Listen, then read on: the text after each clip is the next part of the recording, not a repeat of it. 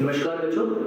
तो बच्चे last lecture में हम लोगों ने जो है एलिमेंट्री ट्रांसफॉर्मेशंस के बारे में डिस्कस किया था, ठीक है। तो उस लेक्चर में मैंने आपको बताया कि कुल मिलाकर हमारे पास 6 एलिमेंट्री ट्रांसफॉर्मेशंस होती हैं। 3 एलिमेंट्री ट्रांसफॉर्मेशंस होती हैं रो ट्रांसफॉर्मेशंस और 3 होती हैं कॉलम ट्रांसफॉर्मेशन, ठीक है। तो फर्स्ट रो ट्रांसफॉर्मेशन हमारे पास थी कि आप कोई भी दो रोज को आपस में इंटरचेंज कर सकते हो या कोई भी दो कॉलम्स को आपस में इंटरचेंज कर सकते हो, ठीक है। सेकेंड ट्रांसफॉर्मेशन थी हमारे पास कि किसी भी रो को आप किसी नॉन जीरो स्केलर के साथ मल्टीप्लाई करवा सकते हो। और थर्ड ट्रांसफॉर्मेशन थी हमारे पास कि किसी भी रो में आप किसी दूसरी रो का मल्टीपल जो है वो ऐड कर सकते हो, ठीक है। बेटा जो आज का हमारा लेक्चर है वो है inverse of a matrix with elementary transformations, ठीक है। सो ध्यान दें आज के लेक्चर के ऊपर, inverse of a matrix using elementary transformations, using elementary transformations।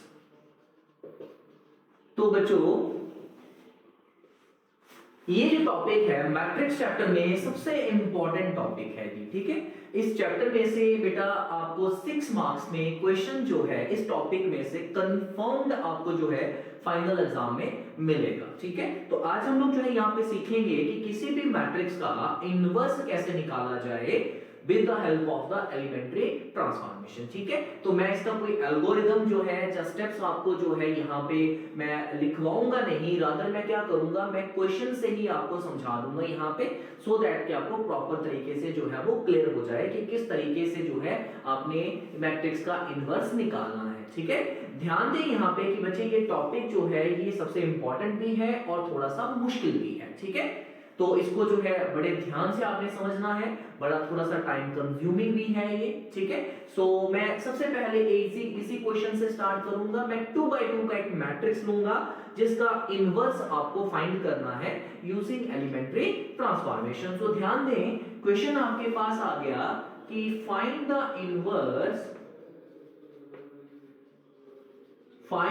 Inverse of A is equal to 1 2 3 4, ठीक है। तो एक 2 by 2 का आपको एक मैट्रिक्स दिया गया है और आपको इसका इनवर्स जो है वो फाइंड आउट करना है, ठीक है। बच्चे ध्यान दें जब आप लोग ये क्वेश्चन करोगे तो मैं आपको कुछ स्टेप्स बताऊंगा, जो स्टेप्स आपके लिए फिक्स रहेंगे। आपने कोई भी क्वेश्चन आ जाए, कैसा भी क्वेश्चन आ जाए, आपने जो है इन स्टेप्स को जो है फ्लक्चुएट नहीं करना है और 110% आपका जो है आंसर यहाँ पे प्रॉपर तरीके से वो निकल आएगा, ठीक है। सो ध्यान दें यहाँ पे सोल्यूशन इसका फाइंड आउट करते हैं हम लोग। बेटा सबसे पहले आपको ये चीज पता है कि कोई भी अगर आप मैट्रिक्स लेते हो तो उस मैट्रिक्स को अगर आप आइडेंटिटी मैट्रिक्स से मल्टीप्लाई करवाओ तो कोई चेंज आता नहीं है ना।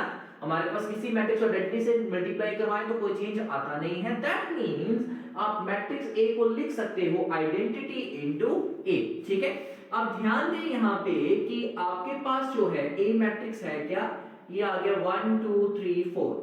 अब सिंस जो मैट्रिक्स ए है ये 2 by 2 का है तो इसके कॉरेस्पॉन्डिंग जो मैं आइडेंटिटी लूंगा वो भी तो 2 by 2 की ही ले लूंगा मैं।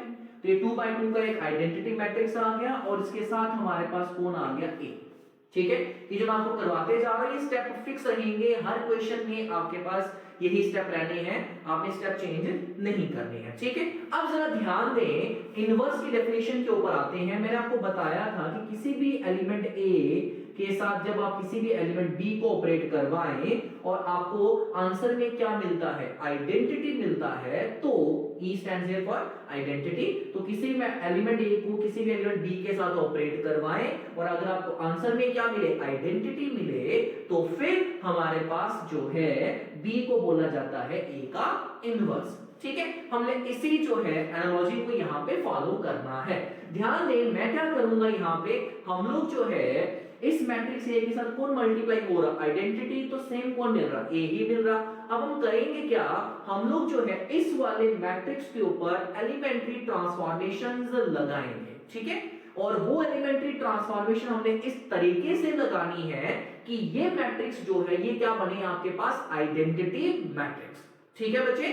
और जब आप लोग जो है एलिमेंट्री ट्रांसफॉर्मेशन जो है इस वाले मैट्रिक्स के ऊपर लगाओगे तो इक्वालिटी मेंटेन करने के लिए आपको सेम ट्रांसफॉर्मेशन जो है वो इस मैट्रिक्स के ऊपर ही लगानी है।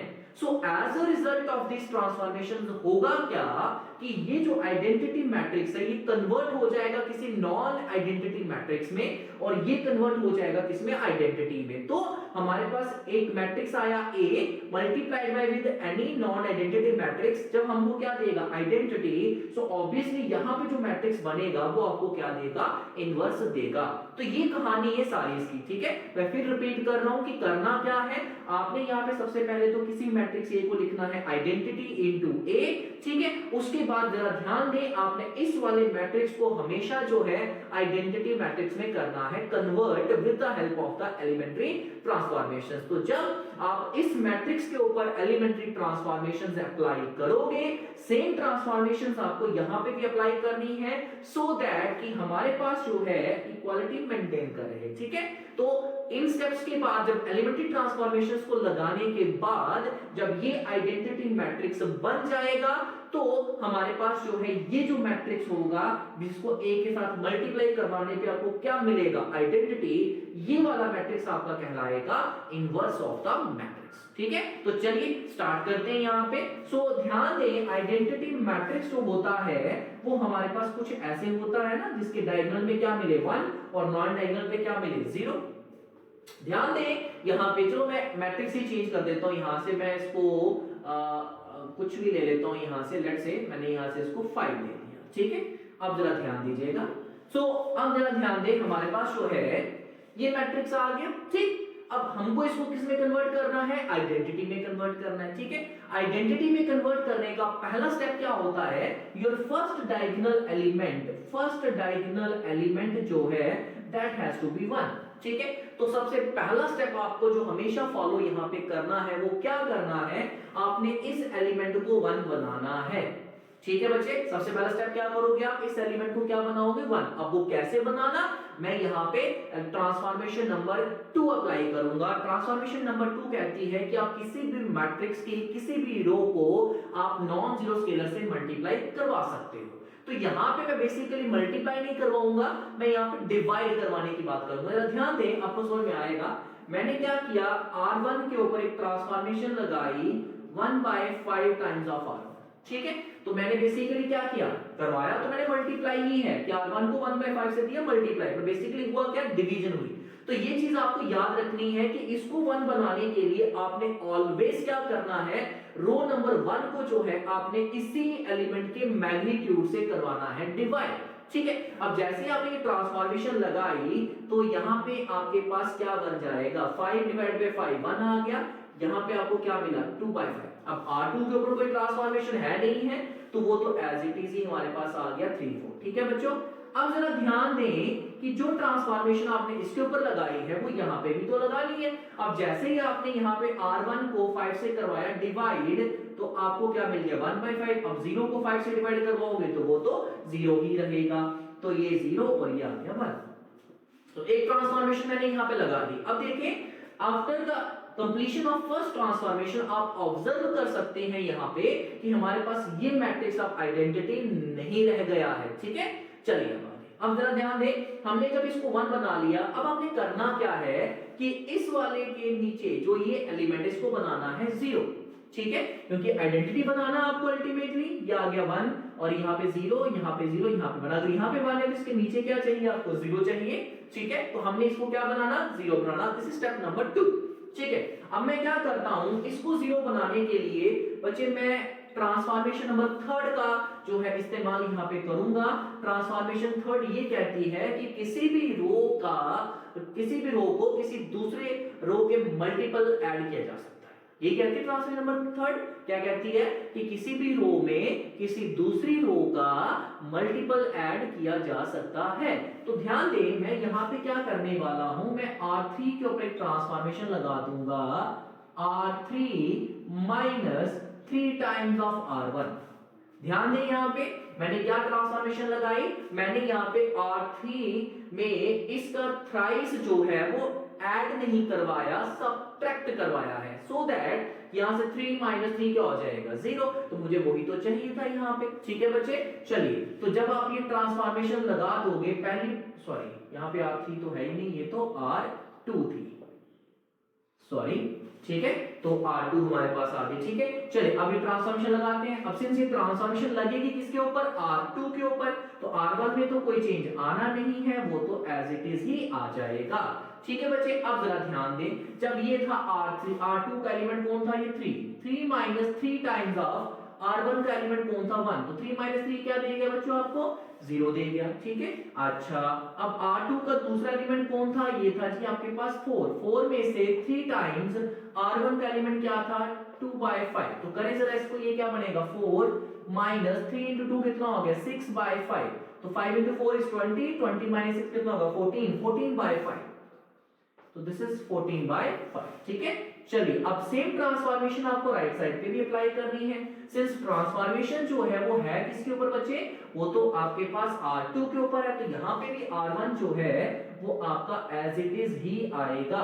ठीक है बेटा जी, चलिए R2 पे अप्लाई करते हैं। R2 का एलिमेंट कौन सा है 0 माइनस 3 टाइम्स ऑफ R1 है जी आपके पास 1/5, सो ऑब्वियसली आपको क्या मिल गया यहाँ से 3/5 मिल गया। ठीक है, चलिए आगे जरा, R2 का अगला एलिमेंट कौन है जी आपके पास 1 माइनस 3 टाइम्स ऑफ R1 का एलिमेंट कौन सा है 0, तो 3 into 0 is 0, सो यहां से आपको क्या मिल गया 1।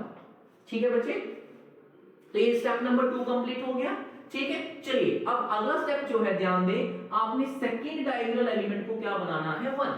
ठीक है, अब सेकंड डायगोनल एलिमेंट कौन सा था 14/5 को 1 बनाना है, तो मैं यहां पे फिर कौन सी ट्रांसफॉर्मेशन लगाऊंगा, ट्रांसफॉर्मेशन नंबर 2। ध्यान दें, जब भी 1 बनाना है तो ट्रांसफॉर्मेशन नंबर 2 जो है वही आप लोग अप्लाई करोगे। मैंने क्या प्रोसेस बताया कि जब भी 1 बनाना है तो उस रो को इस एलिमेंट के मैग्नीट्यूड से करवाना होता है डिवाइड, तो मैं यहां पे R2 को किससे डिवाइड करवाऊंगा 14/5 से। ठीक है, चलिए तो अब यहां से मैं R2 के ऊपर एक ट्रांसफॉर्मेशन लगा दूंगा 5/14 टाइम्स ऑफ R2, तो बेसिकली मैंने क्या करवा दिया 5/14 से दे दिया मल्टीप्लाई, जब 14/5 से डिवाइड दे दिया। अब जब ये ट्रांसफॉर्मेशन में अप्लाई करूंगा तो यहां पे ध्यान देना R1 के ऊपर तो कोई चेंज आएगा नहीं, वो तो ऐसे ही रह गया। ठीक है, R2 अब 0 है, अब 0 को जिस मर्जी से मल्टीप्लाई दे दो वो तो 0 ही रहेगा। ठीक है, यहां पे ध्यान दे 14/5 into 5/14 किया तो ये तो 1 बन गया। ठीक है, अब सेम ट्रांसफॉर्मेशन जो है बच्चे आपको जो है यहां पे भी अप्लाई करनी है। अब R1 जो है वो तो वैसे का वैसा रहेगा, R2 पे आए। ठीक है, R2 क्या था हमारे पास एलिमेंट जो था, यहां पे मैं लिख देता हूं, ये आ गया 5/14 इनटू इसका एलिमेंट क्या है बच्चों माइनस का 3/5, तो 5 से 5 कैंसिल हो गया, सो ये क्या मिला आपको माइनस का 3/14। ठीक है बच्चे, अब चलिए आगे जरा, यहां पे ध्यान दें 1 है तो 1 को जिससे मल्टीप्लाई दोगे तो ये वही बन जाएगा। समझे या नहीं समझे, तो ये स्टेप भी हमारे पास क्या हो गया कंप्लीट हो गया। अब चलेंगे लास्ट स्टेप के ऊपर। लास्ट स्टेप क्या है बच्चे, देखो पहले हमने किया क्या था, हमने फर्स्ट एलिमेंट को 1 बनाया था, इसके नीचे वाला क्या बनाया था 0। अब ये सेकंड डायगोनल एलिमेंट को क्या बना दी 1, अब 1 है तो ये वाला एलिमेंट क्या बनाना है आपको 0 बनाना है। ठीक है, 0 बनाने के लिए बच्चे मैं क्या करूंगा, मैं इसको अब इसी के साथ ऑपरेट करवा दूंगा। जरा ध्यान देना, मैंने यहां पे ट्रांसफॉर्मेशन लगाई R1 के ऊपर लगानी है, सॉरी R1 के ऊपर क्या ट्रांसफॉर्मेशन है R1 minus 2/5 times of R2। ठीक है, मैंने क्या किया R1 के ऊपर ही ट्रांसफॉर्मेशन लगा दी। क्या ट्रांसफॉर्मेशन लगाई मैंने इसके ऊपर कि R1 में से क्या करो इसी के मैग्नीट्यूड वाला टर्म से आप क्या करवा दो माइनस करवा दो। ठीक है, चलिए अब यहां पे करेंगे आप लोग। अब जरा ध्यान देंगे कि बेटा जी R1 का पहला एलिमेंट कौन है 1 में से 2/5 टाइम्स ऑफ R2 का एलिमेंट कौन था 0, वो तो सेम ही रहेगा, कोई फर्क नहीं आया हमको, है ना। चलिए अब जरा, तो R1 का अगला एलिमेंट कौन सा है बच्चे, R1 का एलिमेंट है 2/5 माइनस 2/5 टाइम्स ऑफ R2 का एलिमेंट कौन सा था हमारे पास ये, तो 2/5 माइनस 2/5 बन गया ना 0 हमारे पास। ठीक है, R2 में कोई तो चेंज आना नहीं है, तो ये बन गया जी हमारे पास आइडेंटिटी मैट्रिक्स। बना आइडेंटिटी या नहीं बना, बन गया। चलिए अब यही ट्रांसफॉर्मेशन यहाँ पे भी तो लगानी है। पहले मैं R2 को वैसे का वैसा ही लिख लेता हूं क्योंकि R2 में तो कोई चेंज नहीं आएगा। ठीक है, तो R2 आ गया माइनस का 3/14 और यहाँ पे आ गया 5/14। ठीक है, चलिए R1 पे करते हैं। सो R1 का एलिमेंट था बच्चों 1/5 माइनस 2/5 ऑफ R2। R2 कितना है माइनस का 3/14, करे जरा इसको। सो यार माइनस 1/5 माइनस माइनस क्या हो गया बच्चे प्लस हो गया, तो ये कितना बना हमारे पास 3 into 2 कितना हो गया हमारे पास 6 और 14 into 5। एक काम करते हैं 5 भी हम लोग यहाँ से कॉमन ले लेते हैं। सो 1/5 मैंने कॉमन ले लिया, तो ये क्या बना 1 प्लस 6 बाय आ गया 14। ठीक है, यहां से मैंने 1/5 कॉमन लिया, यहां से 1 बचा माइनस माइनस प्लस हो गया 6 बाय क्या बचा 14। तो करें यहां से ये आ गया 1/5 और यहां से 14 प्लस 6 करोगे तो कितना आ गया 20/14। तो ये आया 20/14 into 5 is 70। ठीक है, तो ये क्या बना 20/70 यानी कि 2/7 ऑब्वियसली। तो ये आपके पास आ गया बच्चों 2/7। ठीक है, चलिए अगला देखते हैं। यहाँ पे अगला हमारे पास एलिमेंट जो है R1 का वो कौन है बच्चों 0। 0 minus 2/5 times of R2। R2 कितना है 5/14, तो ये cancel, so this is nothing but 1/7। ठीक है, इनटू a। तो इस स्टेप के बाद अगर आप लोग यहाँ पे ऑब्जर्व करें बच्चों, तो matrix A multiply by this matrix gives you the identity matrix. That means यही तो क्या था इसका इनवर्स। तो यहां से हमारे पास फिर क्लियर हो गया कि बच्चे A का जो इनवर्स है वो कितना आ गया, वो आ गया 2/7 माइनस 1/7, ये आ गया माइनस का 3/14 और ये आ गया जी आपके पास 5/14। ठीक है बेटा, so this is the required inverse. ठीक है, तो मैं फिर से रिपीट कर देता हूं यहाँ पे किस तरीके से इनवर्स निकालना है। बच्चे ध्यान दें कि एलिमेंट्री ट्रांसफॉर्मेशन से जब भी आपको इनवर्स निकालना है, सबसे पहला स्टेप क्या करोगे, आप किसी भी मैट्रिक्स को इस फॉर्म में लिखोगे A is equal to identity into A। ठीक है, जब ये बन गया फिर आपने क्या करना, आपने जो लेफ्ट हैंड साइड पे मैट्रिक्स है इसको क्या बनाना आइडेंटिटी। आइडेंटिटी बनाने की स्टेप मैं फिर रिपीट कर रहा हूं, यहाँ पे ध्यान दीजिएगा। सबसे पहले जैसे ये मान लो आपके पास मैट्रिक्स आ गया ABCD, सबसे पहले इसको क्या बनाना 1, क्या बनाना 1। वो कैसे करोगे, आप इस रो को इसी के मैग्नीट्यूड से डिवाइड करवाओगे, मतलब R1 को किससे डिवाइड करवाओगे A से, सो दैट ये क्या बन जाए 1। ठीक है, जब ये 1 बन गया उसके बाद आपने इसके नीचे वाले एलिमेंट को क्या बनाना 0। वो कैसे बनाना, क्योंकि यहाँ पे क्या आ चुका होता है बच्चे 1 आ चुका होता है, तो आप क्या करो इस वाले रो को इसके साथ ऑपरेट करवाओ। ठीक है, कैसे बना कि R2 में से आपने C टाइम्स ऑफ R1 क्या करवा दो माइनस करवा दो। ठीक है जी, समझ में आएगी बात। मतलब इसका जो मैग्नीट्यूड है उस मैग्नीट्यूड से इसको मल्टीप्लाई करवाओ और इनको आपस में क्या करवा दो सब्ट्रैक्ट करवा दो, ये ऑलवेज क्या बन जाएगा 0। ठीक है, उसके बाद स्टेप नंबर 3 क्या आया, सेकंड डायगोनल एलिमेंट को क्या बनाना 1 बनाना। कैसे, जो R2 है उसको डिवाइड करवाओ किसके साथ, इसी के मैग्नीट्यूड के साथ। जब डिवाइड करवा दिया तो ये क्या बन जाएगा 1। जब ये 1 बन गया अब क्या करना है, अब इसको बनाना है 0। वो कैसे करवाना, आपने इसको ऑपरेट करवाना है इसके साथ। ठीक है, मैं यहाँ पे फिर समझा रहा हूं। सबसे पहले मैंने यहाँ पे इसको 1 बनाना था, कैसे बनाया, R1 को डिवाइड करवाया किसके साथ 5 के साथ, तो बन गया। ठीक है, अब आपको पता है कि अगर ट्रांसफॉर्मेशन यहाँ पे लगाई है तो यहाँ पे भी आपको लगाना पड़ेगी।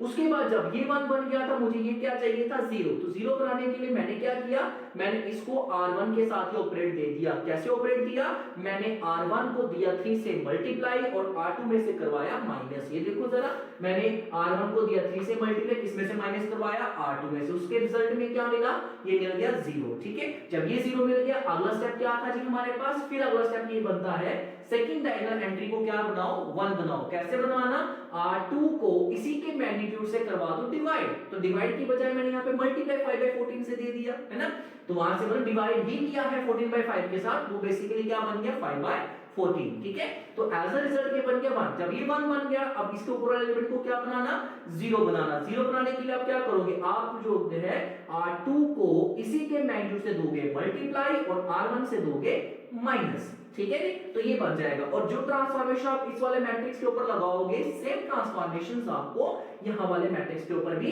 लगानी है। ठीक है, तो ये स्टेप फिक्स हो गए। पहला स्टेप इसको 1 बनाओ, दूसरा स्टेप इसको 0 बनाओ, तीसरा स्टेप इसको 1 बनाओ, चौथा स्टेप इसको 0 बनाओ। तो 4 स्टेप में आपका हर एक क्वेश्चन जो है 2x2 मैट्रिक्स का कंफर्म जो है वो निकल जाएगा। क्लियर हो गया? आई होप बच्चे आपको ये क्वेश्चन जो है वो समझ में आया होगा और आपको ये भी पता चल गया कि किस तरीके से एलिमेंट्री ट्रांसफॉर्मेशन से जो है हम लोग इनवर्स फाइंड आउट करते हैं। ठीक है, अब इसके नेक्स्ट लेक्चर में मैं फिर से इसी टॉपिक के ऊपर आऊंगा, बट उस लेक्चर में हम लोग 2x2 मैट्रिक्स नहीं लेंगे। अब हम लोग जो है इससे बड़ा यानी कि 3x3 मैट्रिक्स का इनवर्स जो है वो फाइंड आउट करेंगे। ठीक है बच्चे, चलिए तो मिलते हैं अगले लेक्चर में। Thank you.